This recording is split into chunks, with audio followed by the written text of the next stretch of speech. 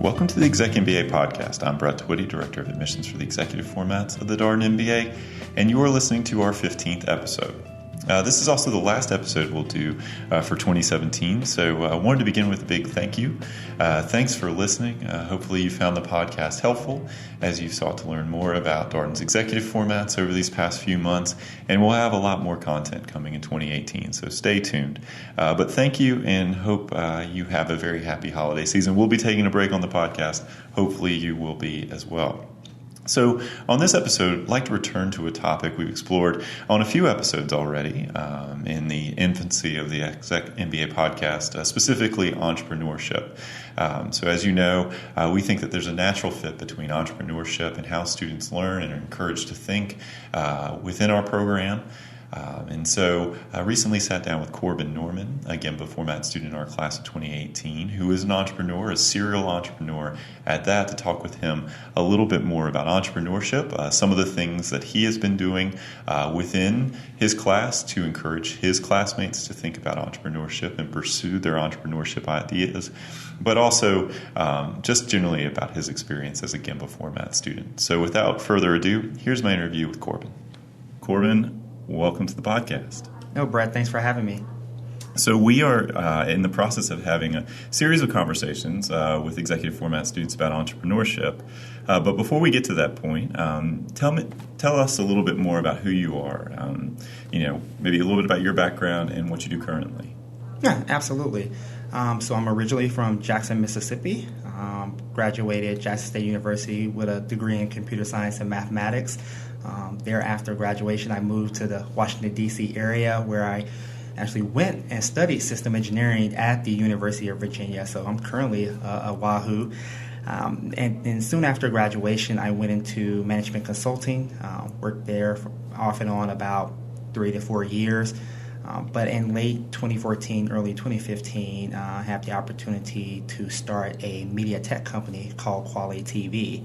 And since then, we've been building a platform for independent filmmakers and content creators to really capture stories about the culture and history of the African diaspora. Great opportunity thus far, and I'm looking to sharing more information about it in this podcast. So what led you to pursue your MBA? Obviously, you had already gone back to school. You had a master's degree from the University of Virginia in systems engineering, right? Yes. And yes. So what made you think an MBA is what I need? Well, given that it was going to be my third time going back to study in a university, I had to really take into consideration what I wanted to do post MBA and more specifically post Darden. And Quality TV was my second company that I started. One was when I was in undergrad back in Mississippi. It was a mobile application I developed, and being a naive undergrad at the time, I uploaded it for free. But it was a great opportunity to kind of learn the venturing process and how to do product development and marketing.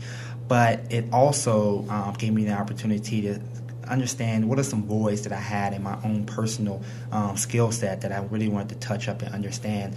Those things such as marketing, operations, I have not really had experience with in the past, but things like technology I had a lot of experience with. And so I believe MBA afforded me the opportunity to kind of touch up some of those areas where I've not had the opportunity to experience those different functional and industry areas. And once I made that decision, going the MBA route, more specifically Darden, just felt like the right fit. What about Darden resonated with you? Obviously, I guess you had to think full-time exec. You decided to work while pursuing your MBA. How did you think through all of that? And then how did you arrive at Darden as being the right fit for you? Yeah, so I really took into consideration the residential versus the executive. And my prior graduate degree at UVA, that was a professional degree as well, so I was still working full-time. So I kind of grown accustomed to doing both. I could not see myself being a full-time student again. Even when I was an undergrad, I worked a full-time job for about 4 to 5 years. And so I like juggling multiple things at once. And so I always knew that if I was going to go back and get an MBA, it was going to be an executive program. Darden specifically, I mean, like I mentioned earlier, I am a Wahoo, and so I knew a lot about Darden prior to considering Darden.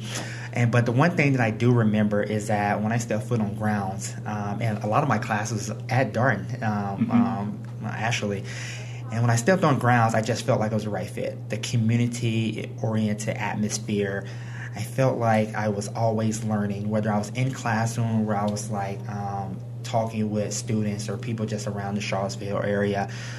Secondly, I think the educational experience is very important when it comes to getting the MBA, and I think no one else does it better than Darden. They really give you a 360 experience of how education should be taken and should be engaged upon. And so, and one part of that was actually the case method. I mean, learning about different businesses, whether it's a different functional area or industry, and seeing these as real obstacles that companies and individual leadership face on a day-to-day basis. That's something you can take outside the classroom and apply it the very next day, whether you're working for yourself like I am, or you're working for a Fortune 500 company. And that's something that, honestly, I have not seen it being replicated anywhere else but Darden. The case method is one of those things. I mean, it forces you to be in that decision-making role. And I think sometimes for prospective students, when you say case method, it sounds very abstract, right? It's like, yes. What is that? Yes. We try to explain it a few different ways, right? It's a story, right? It's a narrative, and you got a company that has maybe a decision to make, or is having some challenges, or has an opportunity, but nevertheless has to weigh all these pieces of competing information. It's probably ambiguous. Yes. It's not entirely clear what you should do. You have imperfect information. I think that's the other thing that's always surprising to me is you assume like, oh gosh, well, you'll have every single piece of information you need, but just like in the real world, you don't. And you get in class together and you assume the role of the protagonist, right? That C-suite level leader and decision maker, and you have to advocate for a position. Does that sort of jive with how do you think about the case method? Exactly. And some cases are more clear-cut than others. For example, when you're talking about accounting and finance, things that are heavily quantitative and you're dealing with numbers, 2 plus 2 is always going to equal 4, no matter how you actually phrase it. But when you get to classes such as ethics that really challenge you to think at a very macro level and understanding how different parts of the puzzle should all come together, and to entice individuals in the class to ask those really difficult and challenging questions, whereas sometimes you may not have the perfect answer for it. And a lot of times in business, there are no perfect answers, and the objective is to choose the best answer at that given time. And the amount of dialogue that you engage in with using the case methods is unbelievable. I always suggest to prospective students that I talked with is that you may be weak in one area, such as in my case it was operations, but more than likely the person to your left and right has expertise in that particular realm of business. And so you always have the opportunity to have dialogues with your classmates talking about these cases. And like you mentioned earlier, Brett, it's all about getting to a decision point, making a decision, not trying to make really the right decision, because sometimes there aren't, but the best decision. And we talk with prospective students, too, about this idea that, okay, you got 60, 65 experienced managers in the room. They all kind of do different things, different backgrounds. Obviously, they're different people, and so you have this richness of perspective. If it was a lecture environment, you never quite know how they think or how they feel about some of the stuff that you're talking about. But obviously, case method, you've got an opportunity to appreciate all the diversity in the room and all the different ideas and perspectives and expertise. Yeah, absolutely. I mean, case method really pushed me because I consider myself an introvert. So I would thrive, or it would be perceived that I would thrive more in a lecture-based environment where I'm not pushed to speak out, to offer my opinions and point of views about a particular matter. But you can't hide with the case method. Sure. The faculty, the amazing faculty at Darden, really push you to challenge other people's opinions in the classroom if you feel otherwise. And I thank them for allowing a atmosphere and a space for us to feel welcome in bringing those different viewpoints to the classroom. And I think the case method is a tool that facilitates that process. the thing that I think it comes back to for so many students is communication, right? The idea that you have to be able to articulate your ideas. If you disagree with someone, you have to be able to say why, and you have to support that argument. That's a skill for life, right? Absolutely. It's something that's iterative. You're going to get better at it the more you practice it, but you have so many opportunities to practice it in your weekend residencies, in your learning team meetings, in global residencies, leadership residencies, all these points where you're having these discussion-oriented experiences. It's the art of deliberate practice, something that we learn in our communication class. And for someone that has a technical background, computer science more specifically, who are used to having their head buried in a computer and programming, communication wasn't my strongest asset at the time, but I thank Darden for kind of forcing me to deliberately practice my communication skills while I'm able to articulate my thoughts and opinions on particular matters. Your point about extroversion, introversion is an interesting one. We get the question a lot when we speak with prospective students about, well, I'm a little bit more retiring, I'm a little bit quieter. How am I going to fare in this? And we always stress that the idea of learning at Darden is to get you out of your comfort zone, right? That the case method is designed to do that. If all of our students were experts in all the areas we're teaching and everything that they're doing in the program is really what's the point of the program. So it's designed to get you outside your comfort zone and stretch you in that way. And for some people, it's that in-class experience where you get cold call and say, Corbin, what should we do here? And but that's a great opportunity for growth. And what better place to do it than in an educational environment where it's you're free to experiment, you're free to be wrong or to take some chances in a way that might be harder in a, say, business setting. Yeah, absolutely. I mean, there have been a lot of cases that we've discussed in class where I feel I could not contribute because the topic of conversation was just way out of my skill set or knowledge set, I should say. And I knew my classmates had a lot of experience in that area, but even though that was the case, I still felt obliged to offer my suggestions or my thinking on the matter, which is very beneficial to get another perspective, especially from someone who has really no experience at that at all. So they're coming at it from different angles. And I think that's one thing you cannot take for granted at Darden and the use of the case method. I think it's been an unbelievable experience for me. Yeah, you're about a year into the program now. Yes. So halfway done, so to speak. Halfway, almost there. So let's talk a little bit more about your startup experience. And you're an entrepreneur. You're running a business now. And how do you feel like what you're doing at Darden has helped you in the work that you're doing? Do you feel like it's a good fit for someone who is an entrepreneur? It absolutely is. I mean, like I mentioned earlier, there are a lot of things that I don't know and prior to coming to Darden, and still don't know once I leave Darden, but it offered me the chance to kind of fill in those blanks as I was building my business. For example, I came from a very high-tech background. I did not understand anything about media, entertainment, marketing, operation, those type of things. But I have classmates that have experience with that at a very high level, given that this is the executive program. And to just be at freedom to talk with those individuals on a day-to-day basis. I've grown close with them over time and be able to learn with them as far as like, how do I go about doing this? You've worked for a media company in the past. I'm trying to get to that point. How do I go about this particular situation? Or do you have experience with developing strategic partnerships with content creators and studios around the world?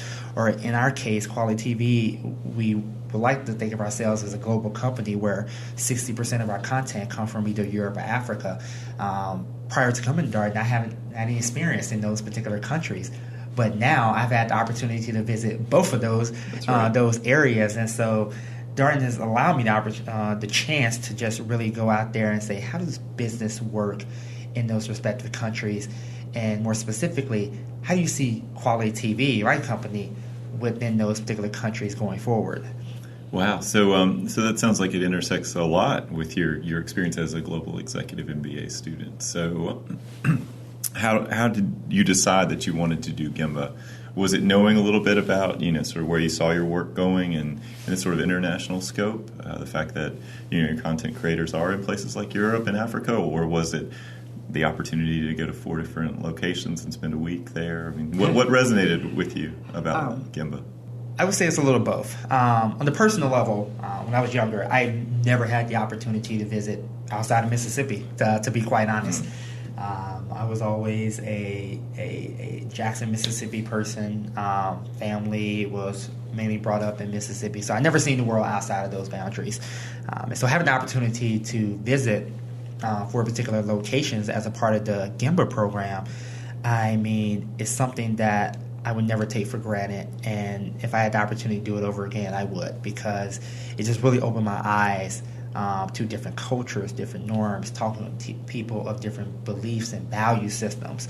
And that's something I can translate directly into quality TV. And on the professional side, it affords me the opportunity to understand, how should I communicate people who are so different than me, drastically different from me? How do I put quality TV in a better position to operate within these respective countries? Even though we have content from filmmakers in Europe and in Africa, as far as operating within those boundaries, something totally different than operating within the United States. And it's even more important given that we have such an expansive reach, given that we're a digital platform. I think it's best to know and understand how you should actually penetrate those markets where you're able to bring about value to people who are vastly, as I said earlier, different than you and I. Interesting. So what stands out if you had to say, this is one of those global trips you've taken? I mean, I know it's hard to pick one thing, but what stands out in your mind as sort of like a signature or favorite experience? Oh, wow. I would say the recent trip that we just took to South Africa, specifically Johannesburg and Cape Town. And Cape Town was absolutely amazing from a geography perspective, but it was also going through tough times, as with the entire country of South Africa. And I remember specifically one exercise that we did in class where we were kind of tasked to go out in this major development property on the waterfront area in Cape Town and really try to understand and interpret how they use spaces within a certain area, how they use spaces to really bring about inclusion and diversity amongst a country who has only recently been separated from apartheid. Right. And that really just allowed me to reflect on how a country physically has been brought out of apartheid in South Africa, but mentally they're still working through that transition, especially as a very, I would say, democracy in its infancy stages. Wow. That I mean, you've got one more trip upcoming, so yes, that sounds like an amazing trip. And now you've got one more. Yes. Are you going to do a global elective or anything like that? One of the Darden worldwide courses? Do you think? Yes, I am planning to do the one in Japan in January, which is actually my second one because I went to Sweden. Oh, you went to Stockholm, Sweden in May. So tell me, high level, because this is something that we're always talking with prospective students about, like this idea that, yes, you have the global residencies, but you also have these global electives, and students take 7 electives, and you can knock out one of those electives with something like a Darden worldwide course. So what was the focus of the trip to Sweden? This probably is not shocking. Entrepreneurship, innovation, and sustainability. I've never been to any of the Scandinavian countries. I had the opportunity this time to go to Stockholm, and the way that they think about sustainability and entrepreneurship and the investment that they put in building a strong foundation for the next generation is something I'm definitely going to use throughout my career. And it was at the perfect time as well, because I was kind of doing independent study, trying to learn about the refugee crisis in Europe and how a lot of those refugees migrated from Syria to Sweden, and how it put a strain on their social welfare system. And so it all kind of tied together once I had the opportunity to go in May. as a hot button topic in Sweden right now, the idea of acculturation and assimilation, and socialist safety net. People have access to all these resources and services, and how do you think about that? You actually have startups now that are trying to address those issues, and we met one in Berlin, a part of our European residencies back in March, who was trying to develop a digital platform to better integrate refugees into the German community. Wow, because that is very much a timely topic in all of these places, and particularly in a place like Sweden, which is, I've been there, and it's a beautiful country, but homogeneous, I think, is one way. And people have a very strong sense of shared culture and values and backgrounds. And you see the collision of some of these things, and so that sounds like a fascinating trip. It was. Between South Africa and Sweden, I would say those are places I'm definitely considering building a next venture, potentially down the line, or working with startups that are currently based there. So what's Japan all about? Japan, from my understanding, as of today, is about studying operations. Within a Japanese context, which, in my opinion, Japanese people are at the forefront of operations and understanding lean thinking and principles. But we're also going to have the opportunity to explore other areas of business, being technology, also how Japanese businesses has kind of stood the test of time, dealing with technological advances, and also the realm of digital, the digital space. So I'm looking forward to it. One of I would say one of the professors, or the professor that's leading it, Mark Modica, he also led the Sweden trip as well. Oh, wow. So I've had the experience to travel abroad with him, and I'm looking forward to someone who actually spent a lot of time in Japan. He did spend a lot of time in Japan, and as did Bob Conroy. And so he gave it for the full-time students class of 2019 this welcome in Japanese. This whole thing. So you learn something new about the Darden faculty every time you interact with them. So that will be credit to you for going on an operations Darden Worldwide course at DWC, recognizing that was an area where you needed to brush up a little bit. Absolutely. Like I mentioned, I know myself, I know what I'm good at, and I know what needs improvement. And when I found out this Japan residency was going to be focused, or the theme was going to be on operations, I jumped right at it. Nice. So as we have a few more minutes here, Corbin. So if you imagine entrepreneur sitting at home listening to the podcast, thinking about maybe getting an MBA, trying to figure out Darden, good fit, weighing some of these things, what would you say to that person as they think about Darden and their choice to pursue an MBA? Right. Well, no matter if you've already started a business, or you're an entrepreneur now, or you're thinking about starting a business in the next year or so, I will say it's okay to come to Darden not knowing what you want to do. Because a lot of my classmates did the exact same thing. And now, since we're done with our first year, they have been molded and shaped in more ways than I could ever imagine. And so for those entrepreneurs or aspiring entrepreneurs out there, really think about your mission. As an individual, as a career professional, what are some of the things that you want to change within your community or within your respective country or across the world, such as one of my things that I focus on. And think about your mission, and also think about where you want to make the most impact. For me, I'm looking at it from a much global perspective, and so I want to focus a lot of my ongoing efforts in African countries, and also those ones that are more disadvantaged in a variety of ways, whether it's socially disadvantaged or economically. And so, like I said, come here expecting to evolve over time. This is a process, I would say, that starts before Darden, and it continues even post Darden. But you definitely, whatever you're doing, you definitely want to have a purpose behind it.